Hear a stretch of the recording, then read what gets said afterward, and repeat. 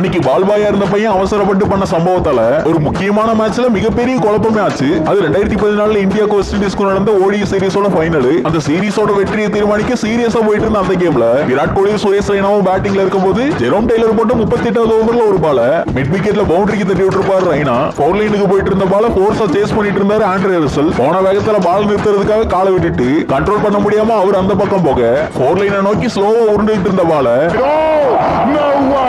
பவுண்டரியை touch பண்றதுக்கு முன்னாடியே உள்ள பால் பாயா இருந்த ஒரு சின்ன பையன் வந்து எடுத்துருவான். அடுத்து விட்ட பால குறுக்க வந்து எடுத்ததுனால பயங்கர கடுப்பா இருப்பாங்க ஆண்ட்ரே ரசலும் வெஸ்ட் இண்டீஸ் டீமும். அம்பையர் கிட்ட போய் கேப்டனா இருந்த பிராவோ ஆர்கியூ பண்ணும்போது பெரிய சம்பவம் பண்ணிட்டோமோன்னு பயத்துல அந்த பையன் உட்கார்ந்திருப்பான். பிறகு இந்த சிச்சுவேஷனுக்கு ஐசிசி விதிப்படி அம்பையர்களோட டிசிஷனே இறுதியானதுங்கிறதுனால அந்த பால் பவுண்டரிக்கு போனதா எடுத்துக்காம அதே டைம்ல பேட்ஸ்மேன் ஓடி எடுத்து 2 ரன் மட்டும் கொடுத்திருப்பாங்க. ரெய்னா நினைச்சிருந்தா அந்த ரன்னுக்காக ஆர்கியூ பண்ணிருக்கலாம். இந்தியன் டீம் அதை பண்ணல. அதோட 59 ரன் டிஃபரன்ஸ்ல இந்தியன் டீம் ஜெயிச்சதுனால அந்த பயபுள்ளையோட சம்பவம் ரிசல்ட்டை பாதிக்கல.